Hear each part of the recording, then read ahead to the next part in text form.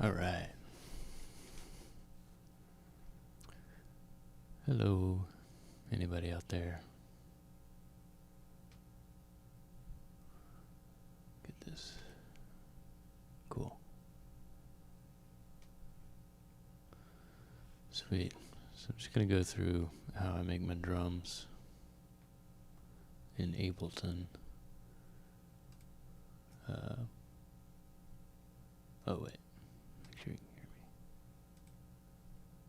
me. Yep. Okay, cool.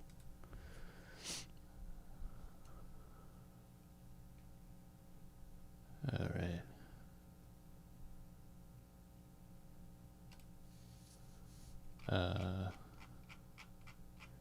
So I just use the basic drum rack that comes with Ableton.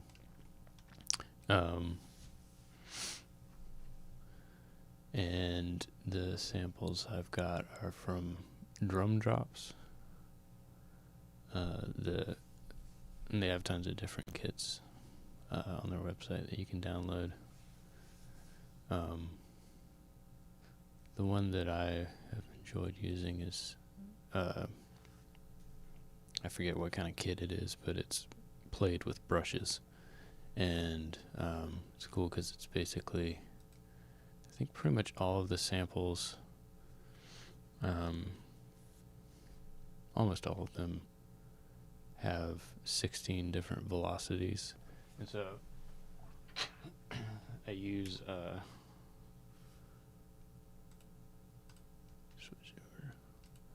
use this guy, a Kai MPD 26 MIDI controller.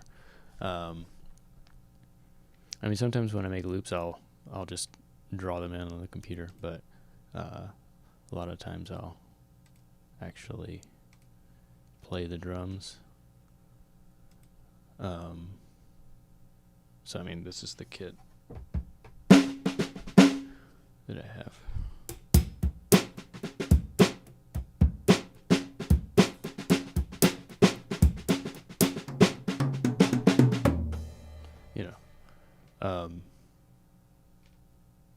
Yeah. So again, it's just the basic drum rack in Ableton. Make sure you can see what I'm looking at.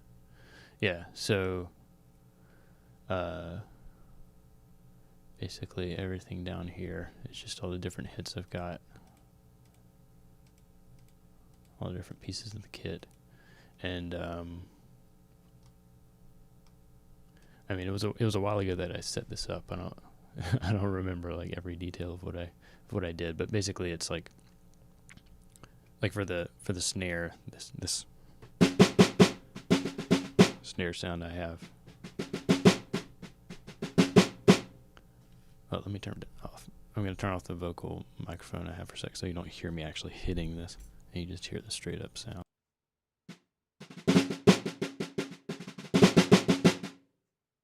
So yeah, like it sounds pretty naturalistic. I mean, in terms of the velocities and stuff. So if you look down here in this section, right here, basically every one of these things I'm scrolling through right here, I believe it's 16 different velocities. And it's just automatically set up with the MIDI controller. I mean, I did go in and like set individually all of the velocities. I mean, they're probably not set at what they should be because I don't know if it's even possible to hit this thing light enough that you would ever hit it at. Like the velocity goes from 1 to 128, so I don't know if it's even possible to hit it at a 1. Like I'm playing extremely softly now and it's hitting at like 40, 50 or so. Yeah. And you can see it light up on this like velocity chart here. Yeah. But yeah, so it's basically your drum rack here, load in all the different parts of the kit. In this little section right here, you can set if you want the kind of global volume of a piece of the kit to be decreased by a certain amount, you can set that here, and you can like set the panning of it as well there. And I mean, I have it panned. I have things panned a little bit. I don't spread it out too far because that ends up, to me, just sounding less real. Because in a real world, I mean, mostly what I'm using the drum rack for is to mimic an actual drum kit. Because I live in apartments, and it's just, I mean, recording drums. I've done it some, but it's not the most usual situation, just because it's real loud, and yeah, and in apartments, yeah, can't be loud. Anyway, so that's why I mostly just use the kit in here, because the most sound anybody will hear is, that, which isn't too bad. But yeah. So anyway, back to this. So it's like, yeah, you set the velocities however you want them for all of the different samples you have. And I don't know if this needs to be explained or if I did, I can't remember. But basically, in this like list here of all the different snare sounds, basically on this list. So I think the one at the top is, yeah. So the one I have listed here at the top is the softest velocity, which I don't think I ever play again, because it's like I have it set. So that would be this little box right here at the top. So I have it set 1 to 6. So that means if I, on the MIDI controller, if I hit something between a velocity of 1 and 6, and again the scale goes from 1 to 128, then it will play that sample. And I should probably reset this again, because it's like when I look at it now, the softest I can hit it is like 30 something. So like I should have it set a bit differently, but maybe I'll do that in the future. But I mean, the way I have it set, it's like close enough. It still sounds pretty naturalistic. But so that's what every one of these 16 samples is. It's just a sample of a drum being hit at a different velocity. So at the top here, this softest velocity, somebody was just barely tapping on the drum with the brush, and then at the bottom, it's that full hit, and thus, depending on the velocity with which I hit the pad, it gives you a different sound. So it ends up not sounding too mechanical. Because I mean, yeah, if you don't have the difference in velocity on one pad, it just, I mean, you can get a real cool like drum machine sound, but you're not going to get something that actually sounds like a real person playing a real drum kit. And again, that's kind of what I use it for, is to get as close as I can to sounding like a real drum kit. But yeah, so basically that whole process of the loading in the multiple samples, it's like you can do that with every piece of the kit.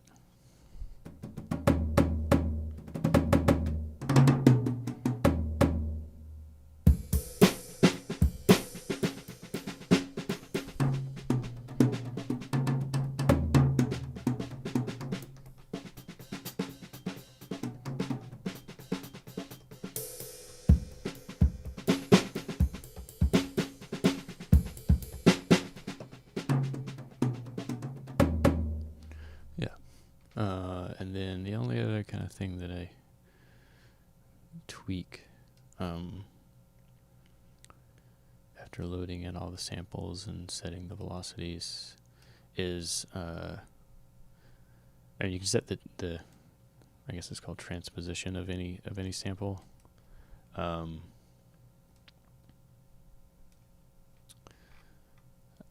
primarily only do that with the snare. Like sometimes good to change the pitch of the snare, just depending on like what key you're playing in, or just how you want the drum kit to sound. If you want it to sound like nice and tight, then obviously you're going to pitch up the snare. If you want it to feel a bit looser, maybe pitch it down. I mean, right now, the way I set that, you can set it individually to each. So this is the snare again in this box here, and so I've got all of the 16 different velocities in here, and you can set the transposition. It's right here. I think you can see my cursor. Basically in this box where you see the actual waveform of the sample over here underneath that box where you see the waveform, there's a knob for transposition, and so that can be individually changed for every single one of the 16 samples. But what I do is I map that to these macro controls under this thing called, I don't know why it's called 22 hit, but yeah, so this box right here. So I have this knob right here, basically controls for every single sample. I'll just unmap it real quick and just redo it.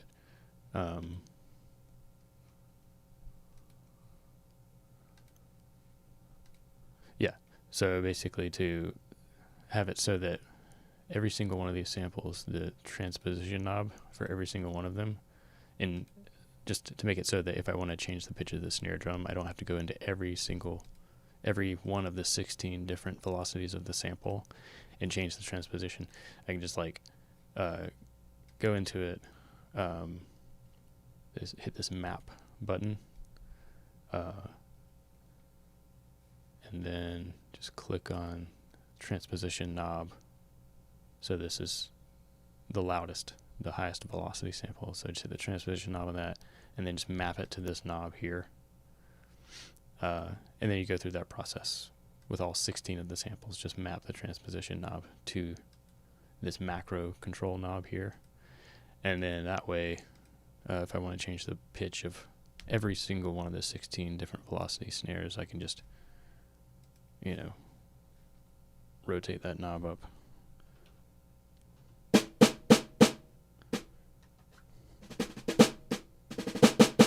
So that's it. 0, go down to 5, -5. So that's the same drum sample. It's just I've just pitched it down, and I'm able to still have all the different velocities being at the same key or whatever.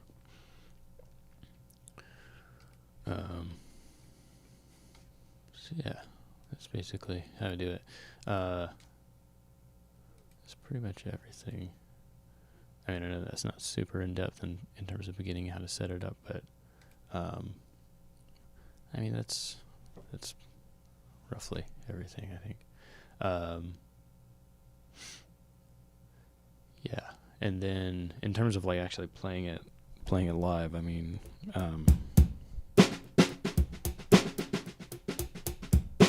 it's a weird skill to try to figure out. And I mean, there's people that are crazy good at it. I mean, what's that guy's name? A-Rob Music. He can just go crazy on it, on a MIDI controller. And but yeah, I mean, basically,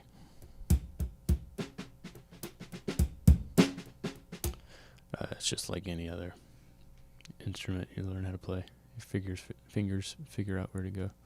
And then in terms of actually recording, go to this view here. Just open it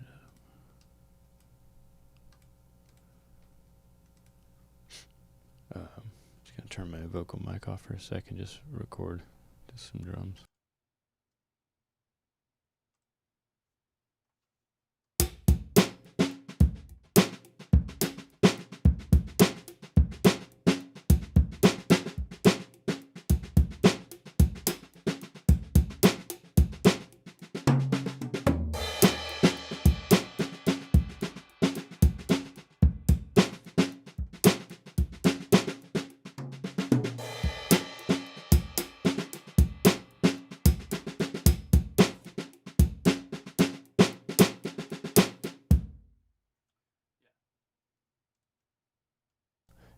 So, I mean, the cool thing about this, as opposed to like recording actual live drums, is uh,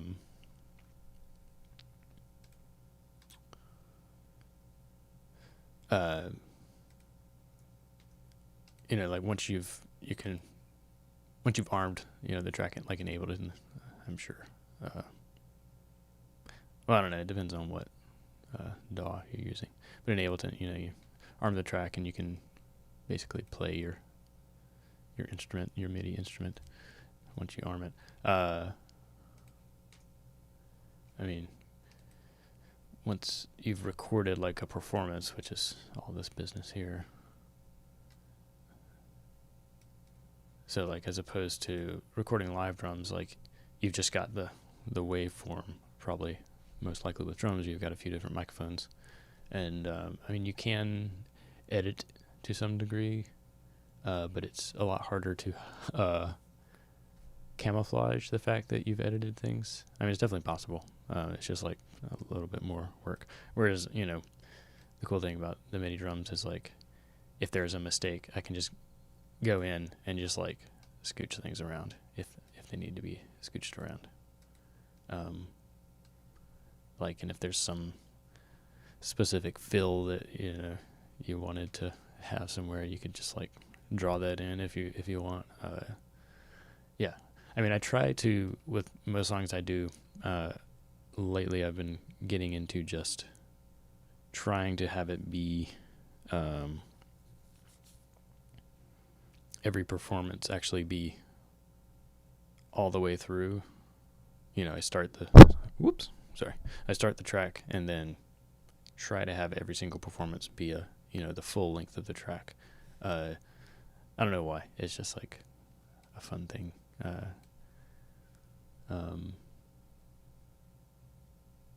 Instead of having all these little chunks, which is, I think, a pretty common way to record now. Obviously, it's like every different little section of the song, you actually recorded at a different time, even though it all flows seamlessly in the finished track.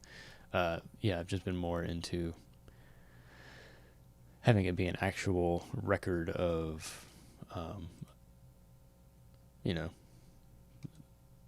that time that I played that song all the way through. I don't know. I just like that idea. But yeah, it's basically how I do my drums. I guess the only other thing that I that I kind of do is, if most songs, the way that I start them is probably with vocals and guitar.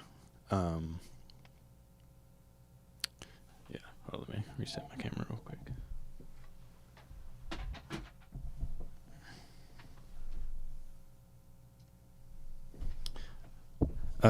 So like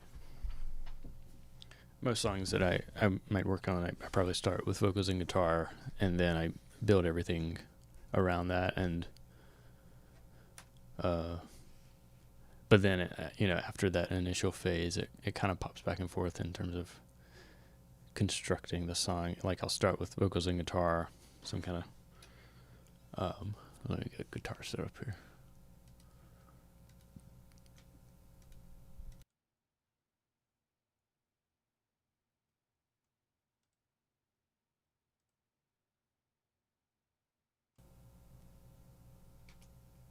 Oh yeah, so for like electric guitar stuff, I just have these basic amp plugins that I like. Poulin, Poulin. This ones I like. I don't know. I haven't really explored guitar amps too much, amp plugins too much.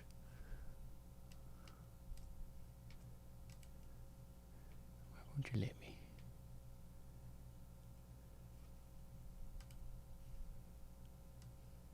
There we go.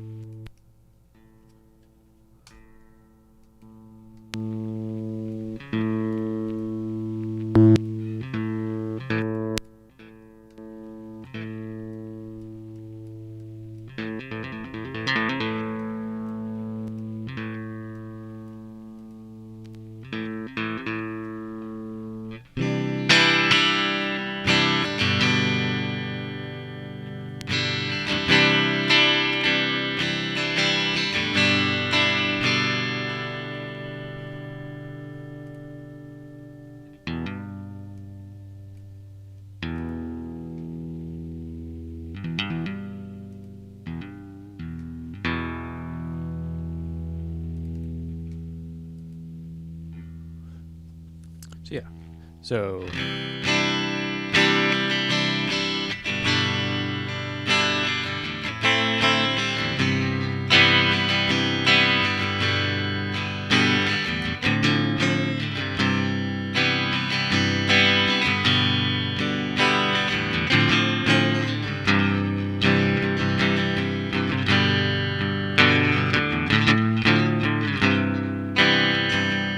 I'll just record that kind of idea real quick.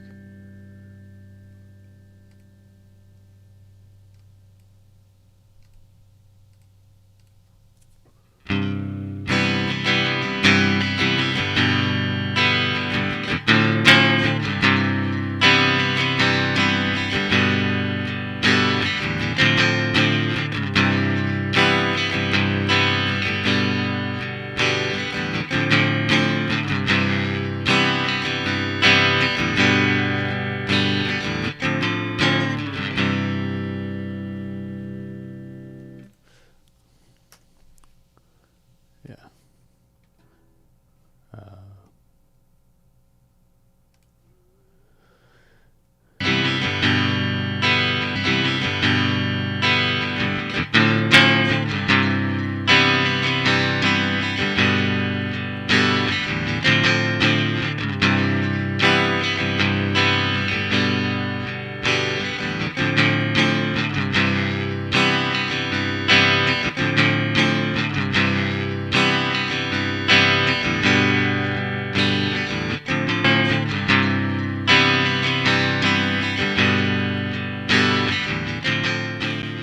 So yeah, basically what I was doing there, like I'll usually just like record something once I have an idea and just start looping it, which is what I've done here. So I'm just looping this section right here.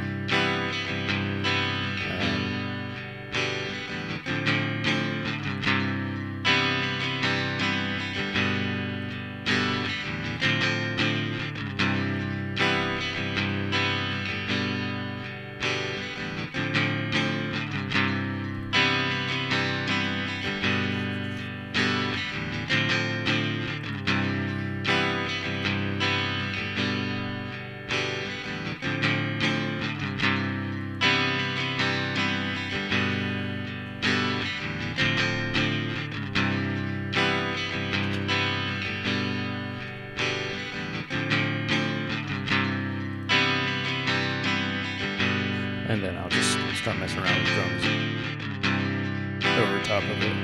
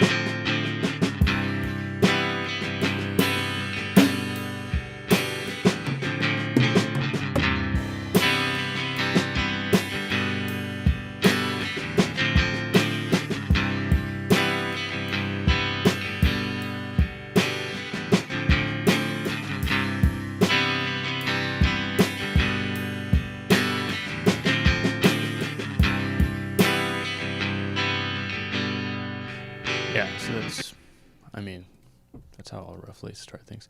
I guess usually, actually what I do is I'll go ahead and have it so that the metronome, if I want to have things roughly mapped, on the, whatever this arrangement view in Ableton, roughly mapped to the grid, what I'll usually do is I just have I don't like the metronome sound that comes with Ableton. Like if you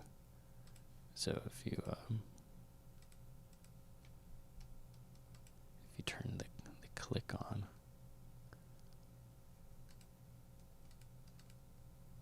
it just sounds real gross. Like it's just a real gross sound.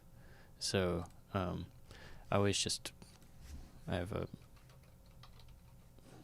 some MIDI instrument saved as metronome. It's just like a more pleasant sound, and I'll just go in there and just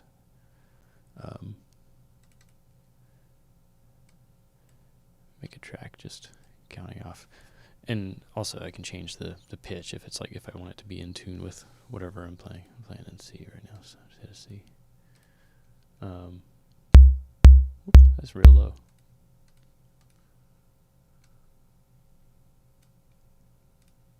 Up there. Sorry, that was real loud. Yeah, and then also, since they're not using the baked-in metronome sound, you can pan it however you want. Make it sound real nice and pretty. Yeah, so then just tap roughly, that was like 86, I think.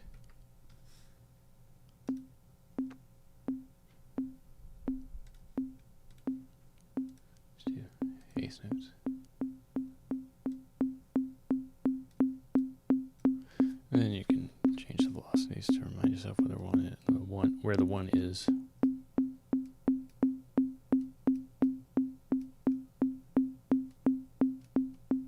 And if you haven't used Ableton before, that's this section down here where I'm changing these red lines here. Those are the velocities of these notes that are these MIDI notes that are being played.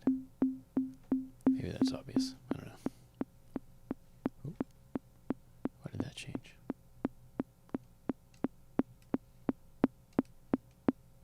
Oh, I think it's because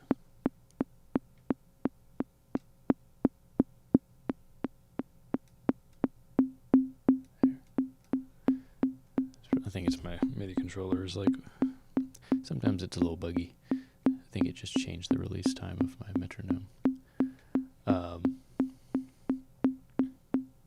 go and turn that off. Okay.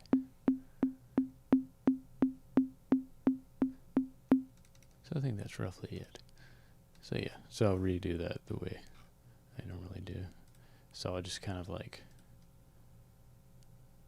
let's go ahead and record some of the metronome.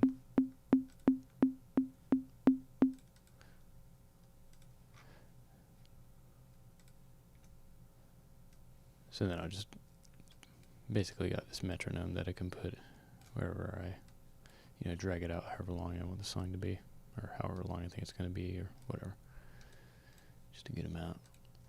And that way, then I can go back.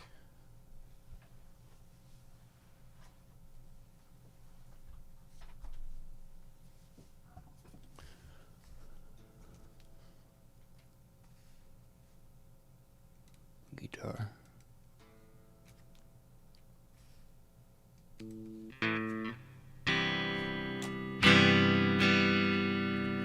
Yeah, so then I can just re-record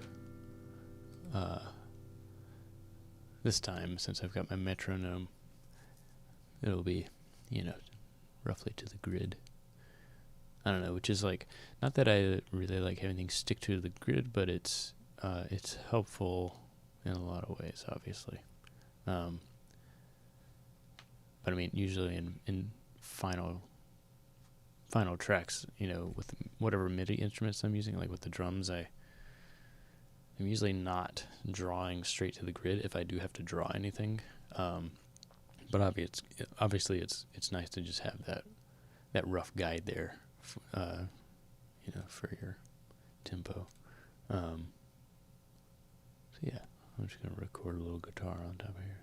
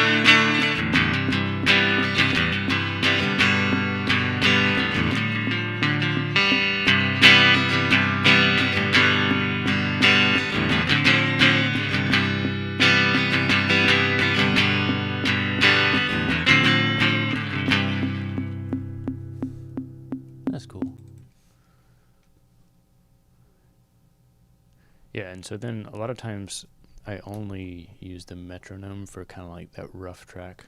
Like roughly the order of operations for how I start constructing a song is, again, I'll probably already have the rough idea of everything with the vocals and guitar before even getting on the computer, trying to record anything. And then, I'm going to know what the rough tempo is. And so I'll go ahead and set up a metronome with that, and then try to do an entire performance with the vocals and guitar. Just try to get a good one. And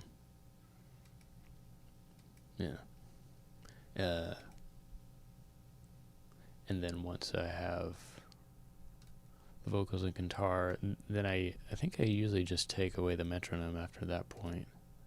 I mean, I'll keep it, but I'll just mute it. Just because once I have the guitar, in my mind, it's less about knowing the exact tempo necessarily and more about the feel of like the groove of the guitar or whatever instrument I've put down first, usually guitar. A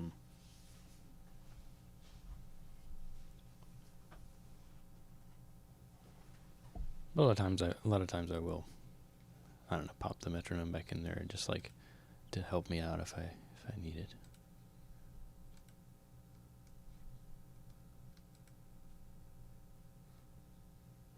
Or sometimes what I'll do is I'll just like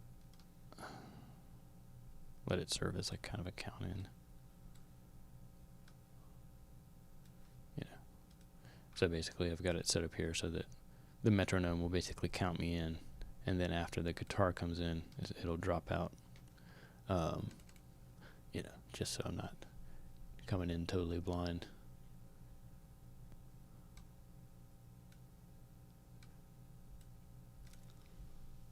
Oop. Turn it off. All right.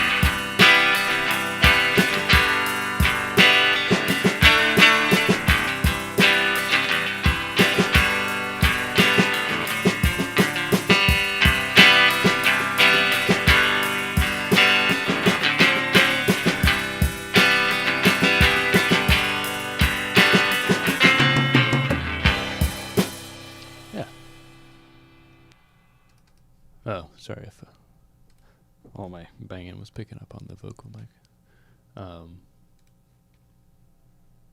So yeah, that's roughly how I start everything. Hopefully that's interesting. Yeah.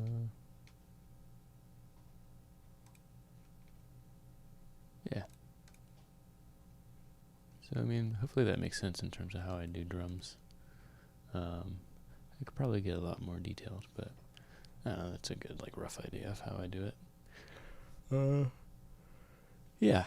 So yeah, if you're watching this, thanks for watching, checking it out. Hopefully you found it interesting or helpful or something.